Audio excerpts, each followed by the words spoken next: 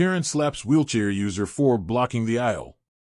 Before we get into the story, comment below where in the world you are watching from today, and if you like this story, don't forget to subscribe. The Saturday afternoon was typical of what one could expect at a discount superstore, a large, fluorescent-lit building bustling with a steady stream of shoppers. Inside, the aisles were crowded with people pushing carts piled high with various household items, grocery staples, and seemingly unnecessary knickknacks. The air was thick with the sound of metal wheels clanking against linoleum, the occasional cough, the distant murmur of announcements over the PA system, and the rustling of plastic bags.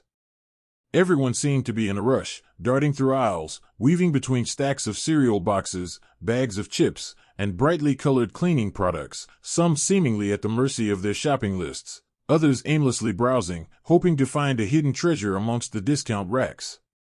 It was the perfect storm for chaos, especially for those attempting to navigate the crowded space, and no one felt it more than a disabled woman who was carefully maneuvering her wheelchair down the aisles. She had been in the store for over an hour, checking off a small list of things she needed for the week, some canned vegetables, a few bags of flour, and a couple of bottles of shampoo. Her wheelchair was compact, but even so, the aisles felt tight, like a maze she was struggling to get through. Despite her careful navigation, she found herself constantly having to dodge a shopping cart or wait for someone to get out of the way before she could pass. It was always the same at this time of day. The stores were packed with people, all elbowing their way through the aisles with little care for the fact that some people, like her, couldn't simply walk around them. But she'd grown used to it, these daily inconveniences that were just part of the routine of living with a disability. She had learned, over the years, how to carry herself with patience, even when that patience was tested time and time again. Today, she was taking her time in front of the household shelf section, examining a few bottles of dish soap that had caught her eye. She paused, adjusting her position slightly, trying to make sure she was out of the way of anyone who might need to pass by. Her wheelchair was positioned to the side of the aisle, leaving a good amount of room for others to move through. She could feel the tiredness of the day creeping into her limbs, the strain of pushing herself through the store for what felt like hours. The store was crowded, more so than usual, and she knew that the only way to get through this was to take it slow and steady, to not let the chaos of the place get under her skin. She wasn't in any particular hurry. The items she needed weren't hard to find. As she scanned the shelves, she felt a small wave of relief that there was no one waiting impatiently behind her, no one making loud sighs or tapping their feet, signaling their frustration. The last thing she wanted was to feel rushed. Shopping was already a challenge for her, and she wanted to at least enjoy this small moment of peace amidst the crowds. But her tranquility would be short-lived, as it always seemed to be when she ventured out into the world, trying to go about her day like anyone else. Karen was in a rush. She had been darting around the store for the past 20 minutes, her eyes flitting from shelf to shelf, only half paying attention to what she was putting in her cart. Her mind was preoccupied with the endless list of things she needed to buy before the weekend was over. She had no patience for the slow-moving crowds, and even less patience for anyone who might get in her way. She wasn't one for polite excuses or understanding when it came to people who made her shopping trip more difficult than it needed to be. When she saw someone blocking the aisle, especially someone who wasn't moving at a quick pace, she felt a surge of irritation that she didn't care to hide. She had been in this particular aisle when she saw the woman in the wheelchair. At first, Karen didn't think much of it. She had seen many people in wheelchairs before, and she'd always managed to work around them. But as she approached the woman, she saw that she had stopped right in the middle of the aisle, her back to the shelves, carefully examining some bottles of dish soap. Karen's frustration flared up immediately. The woman was blocking the entire path, and Karen had no intention of waiting. She couldn't understand why the woman hadn't just moved her chair a little to the side, like everyone else did when they were in the way. Karen had places to be, and her time was valuable. In an instant, Karen's patience ran out. She pushed her cart forward, its wheels squeaking as they hit the floor. Without thinking, she slammed the handlebar against the woman's shoulder. The impact wasn't hard, but it was enough to get her attention. The disabled woman jumped slightly at the contact, startled, not knowing what to expect. Karen immediately spoke, her tone sharp, almost demanding. "Excuse me, can you move? You're blocking the aisle, taking up all this space," she snapped, her eyes narrowing. The disabled woman turned her head slowly, startled by the sudden physical contact. She hadn't been expecting anyone to approach her, much less a stranger who would be so bold. It wasn't the first time someone had made her feel like an inconvenience, but it still caught her off guard every time. She blinked, trying to make sense of the situation. She hadn't been blocking the aisle. Her wheelchair was positioned carefully to the side of the shelves, just as she always tried to do. But Karen didn't seem to care. Her eyes were filled with frustration, her mouth set in a tight, angry line. The woman opened her mouth to respond, to explain that she wasn't actually in anyone's way, but before she could say anything, Karen spoke again, more forcefully this time. "Come on, I don't have all day. I'm just trying to get through here. You need to move." The words were harsh, filled with a sense of entitlement, and they stung more than the slap had. The disabled woman's face flushed with embarrassment, but she quickly regained her composure. She was used to the awkwardness, the assumptions people made when they saw her in a wheelchair. She took a breath, straightened her posture, and said as calmly as she could, "I'm not blocking the aisle. I'm just looking at the products." Her voice was soft but steady, hoping that the woman would hear her. But Karen wasn't listening to her explanation. She was only concerned with getting her shopping done as quickly as possible, with no regard for the person in front of her. The tension between the two women in the aisle began to grow more palpable with every passing second. The disabled woman, still trying to process what had just happened, shifted uncomfortably in her wheelchair. She could feel Karen's impatient presence looming over her, and with it, an increasing sense of discomfort that she hadn't been prepared for. She could feel the heat of Karen's glare boring into the back of her head, could hear her sighs of frustration, the occasional click of her tongue as if the mere existence of someone in her way was an intolerable offense. It wasn't the first time she had experienced such blatant disregard for her space, but somehow this time felt different, sharper. She had only been in the store to get a few simple items, and yet this woman was making her feel as though she was somehow at fault for merely existing in the same space. It was something she had learned to deal with over time, people who saw her disability as a disruption, an inconvenience to be avoided. What stung most wasn't the physical contact, though, but the underlying implication that she, as a person with a disability, was inherently in the wrong, a burden on others. Karen, on the other hand, was becoming increasingly agitated. The longer the disabled woman stayed in her spot, seemingly oblivious to the inconvenience she was causing, the more impatient Karen became. She wasn't used to waiting for anyone. She wasn't used to anyone standing in her way. To Karen, the world moved at a certain speed, a speed that she expected everyone to conform to.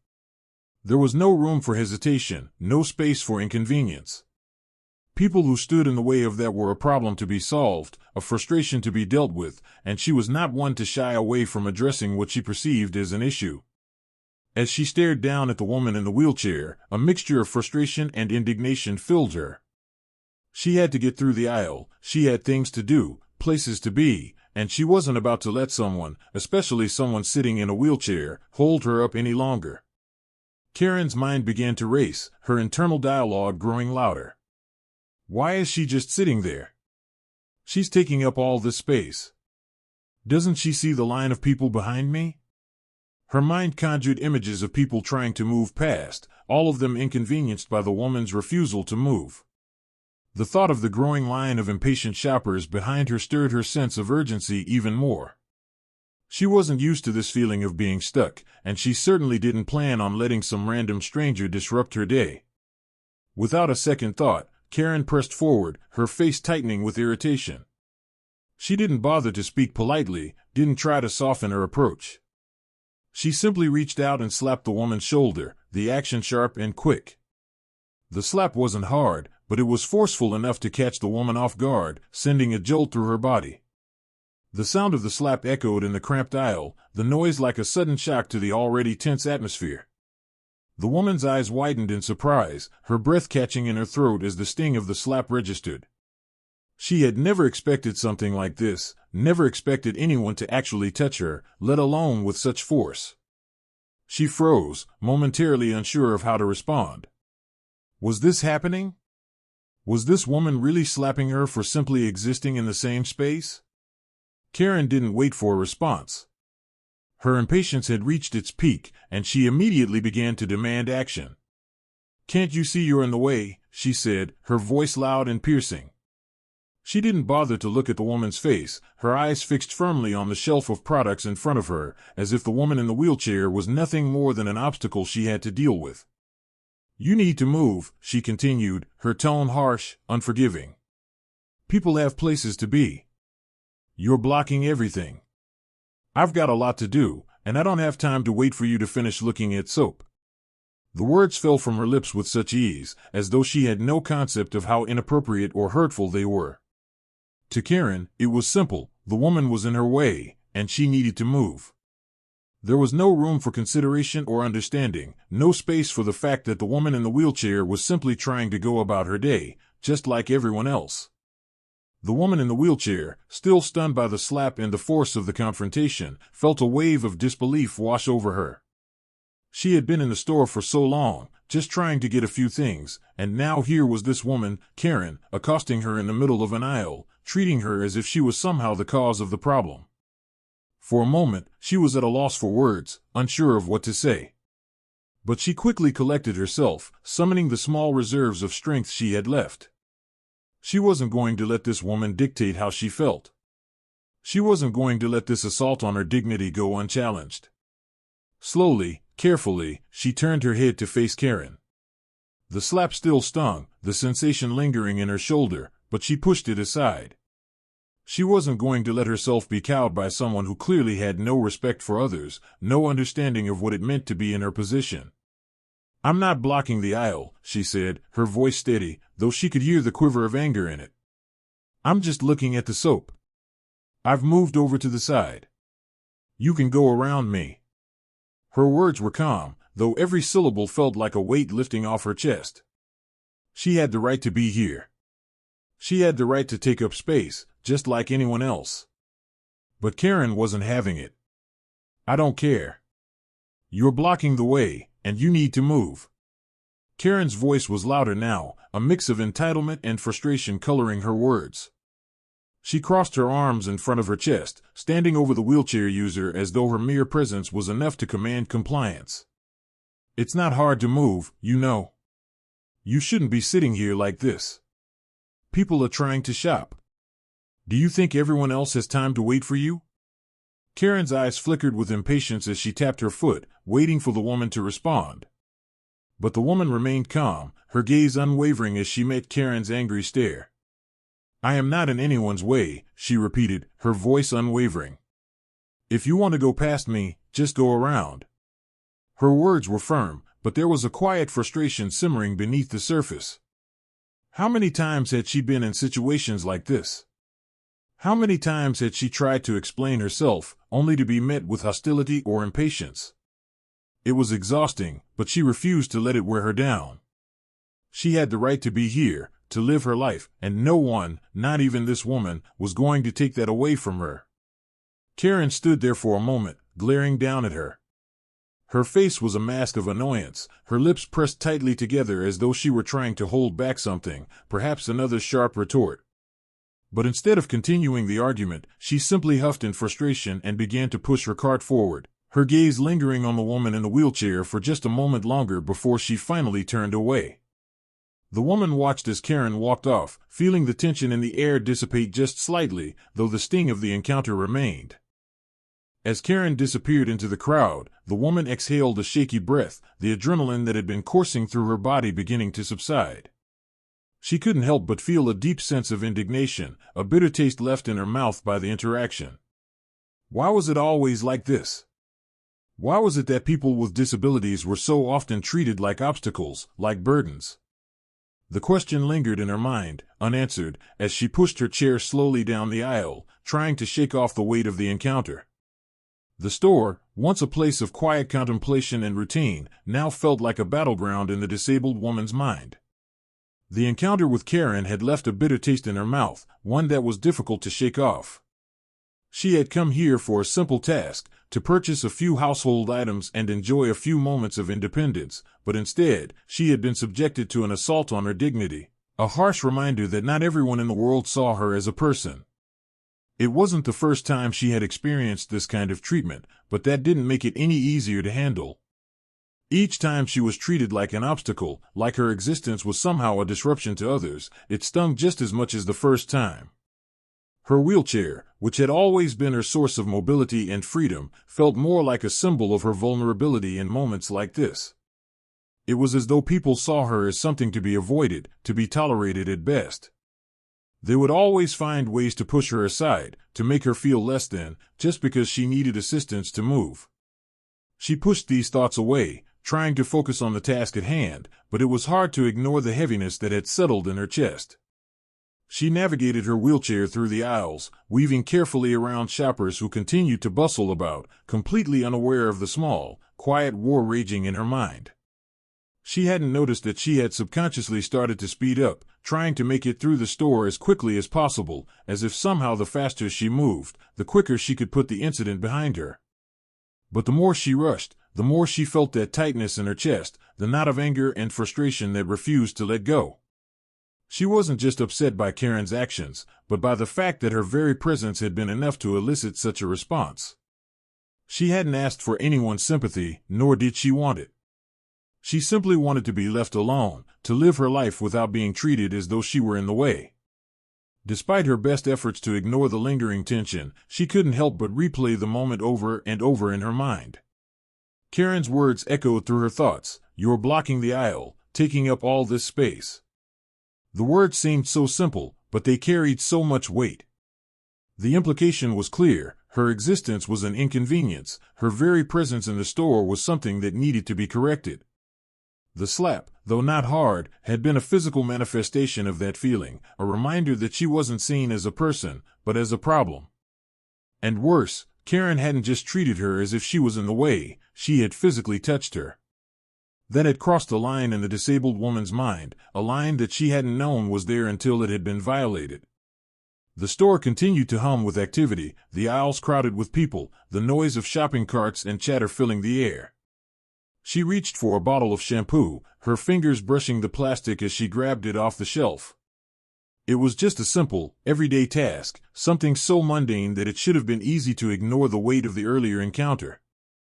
And yet, no matter how hard she tried to focus, the memory of Karen's slap and harsh words lingered in the back of her mind, a constant reminder of the way some people viewed her. She was just a woman in a wheelchair, just someone who had to rely on assistance to get around. She wasn't important, not really. Not in the eyes of people like Karen. As she turned her chair around to navigate back down the aisle, she could feel the sting of the slap still lingering in her shoulder, even though the physical sensation had long faded. She wasn't sure whether it was the slap itself that bothered her most, or the fact that Karen had felt entitled enough to treat her in that way. It wasn't the first time someone had been rude or dismissive of her, but the way Karen had acted was different. It wasn't just a moment of impatience, it was an outright display of disrespect. The kind of disrespect that seemed to come with the belief that people with disabilities were somehow lesser, that their needs didn't matter in the grand scheme of things. As she made her way back toward the front of the store, she noticed a couple of other customers glancing at her, not with concern, but with curiosity. She was used to the stares by now, the way people would look at her like she was somehow out of place. Sometimes, she felt as though she was the one who didn't belong, as if she were an anomaly in a world that was built for people who didn't need wheelchairs. She had learned to block out the stares, to push them aside as best as she could. But today, it felt harder than usual to ignore them. It was as if the weight of Karen's treatment had made her hyper-aware of how others might be viewing her. She could feel the eyes of the other shoppers on her as she passed, but this time, their gaze didn't feel neutral. It felt judgmental, as if they were silently questioning her presence in the store, wondering why someone like her was even here in the first place. She tried to shake off the thoughts, telling herself that she was just overthinking it, but the feeling of being an outsider lingered in the pit of her stomach. She had always known that being in a wheelchair made her different, but she had hoped that it didn't have to define how people saw her. Unfortunately, it seemed like that was exactly what it did. Every time someone looked at her with that mix of pity or judgment, it served as a reminder of how the world often saw people with disabilities, not as individuals, but as inconveniences. As she moved toward the checkout lane, she saw Karen again, standing in line with her shopping cart. The woman had already begun unloading her items onto the conveyor belt, her back turned to the disabled woman. For a moment, the disabled woman considered saying something, confronting Karen about her behavior, asking her why she thought it was acceptable to treat another person like that. But the moment passed quickly. She realized that there was nothing she could say that would change Karen's mind, nothing she could do to make her understand. People like Karen didn't see the world the way she did. They didn't understand what it was like to live in a body that required extra assistance, to constantly navigate a world that was not built for you. With a deep sigh, she turned her attention back to the checkout lane, focusing on the task of paying for her items. She felt a wave of exhaustion wash over her as she handed the cashier her card. The emotional toll of the incident had drained her, and she couldn't wait to leave the store, to get away from the stares and the harsh words. As the cashier finished scanning her items and handed her the receipt, she felt a sense of relief wash over her. It wasn't much, but it was enough to remind her that she had made it through the ordeal. As she left the store, the cool air outside hit her face, offering a brief moment of comfort. She hadn't been able to shake off the feeling of Karen's slap, but at least the outside world felt like a safer space. She moved forward, determined not to let the incident define her day, though the lingering anger and hurt would stay with her for much longer. The bright, harsh lights of the store felt even more oppressive as the disabled woman made her way toward the exit. She could feel the weight of the past few hours pressing down on her with each slow turn of her wheels, her mind still churning over the events that had just unfolded. Her hands, though steady in their movements, were tense as they gripped the handles of the wheelchair, and her chest still carried the tightness of unspoken words, of a confrontation that had left her feeling diminished, as though her mere presence was an inconvenience to others. It wasn't the first time someone had treated her this way, but today it had been different, more blatant, more hurtful. And yet, as she neared the automatic doors of the store, there was a small part of her that began to release the frustration she had been holding onto all afternoon. She was finally leaving, getting out of this hostile space, but the memory of the incident lingered, like an unwelcome shadow following her, even as she moved into the open air. Outside, the world seemed quieter, calmer. The bustle of the store was behind her, but the anger and discomfort still clung to her like a second skin. She took a slow, steady breath as she pushed her wheelchair forward, the cool breeze brushing against her face, trying to shake off the overwhelming emotions. But the more she tried to distance herself from what had happened, the more her mind kept returning to the harshness of Karen's words and actions. She could still feel the sting of the slap on her shoulder, still hear the sharpness in Karen's voice, still picture the way Karen had looked at her, not as a person, but as an obstacle, something to be moved out of the way for the sake of convenience. And despite the fact that the interaction was over, the feeling of being dismissed and belittled didn't leave her. It was still there, sitting at the back of her mind, refusing to be ignored. As she made her way down the sidewalk toward the parking lot, she passed a few pedestrians who gave her a cursory glance, but no one stopped to stare, no one acted as though her presence was a problem to be solved. The normalcy of it, the simple act of people just going about their business, gave her a brief sense of relief. Maybe it was because, for the first time that day, she wasn't being treated like an inconvenience, like something that had to be tolerated. She wasn't in the way. She was just another person on the street, moving at her own pace, doing her best to live her life. But despite the external calm, her thoughts were still consumed by Karen and the store. She had been confronted with a situation that was so shockingly rude and disrespectful, a situation that had left her questioning the way people saw her, how, in an instant, a complete stranger had dehumanized her for no reason other than her physical state. It wasn't as if she had done anything wrong, she had simply paused to look at some products. She had taken up no more space than anyone else, yet somehow, she had been made to feel like she didn't belong, like she was an obstacle, like she was less than. And that, more than anything, was what hurt the most. It wasn't just the slap or the words, but the disregard for her humanity. Karen had treated her as if her existence didn't matter, and that was something she would have to carry with her for a long time. As she reached her car, Parked just a short distance from the entrance, she noticed a man walking by, his attention briefly flickering over her. His gaze wasn't judgmental, though. It was more curious, as if he were simply observing the world around him, noting the quiet presence of someone in a wheelchair. For a moment, she felt that familiar twinge of discomfort, the sensation of being different, of standing out. But then, instead of looking away or retreating into herself, she met his gaze. She didn't force a smile, didn't try to appear more normal for him. She simply looked at him, acknowledging his presence, acknowledging the unspoken connection between two people who, in that brief moment, were simply sharing the space around them. The man gave a small nod of acknowledgement, nothing more, before continuing on his way. There was no pity in his eyes, no judgment, just a quiet recognition that she was another person, navigating the same world as him. And that was enough. It wasn't the grand gesture of support or solidarity that she had sometimes hoped for in moments like this, but it was real. It was human. And for a brief second, she felt a small but significant flicker of reassurance, as though the world wasn't always full of people like Karen, people who saw her as less than human. There were moments, brief though they might be, when she could simply exist as herself without being judged, without having to defend her place in the world. And that mattered.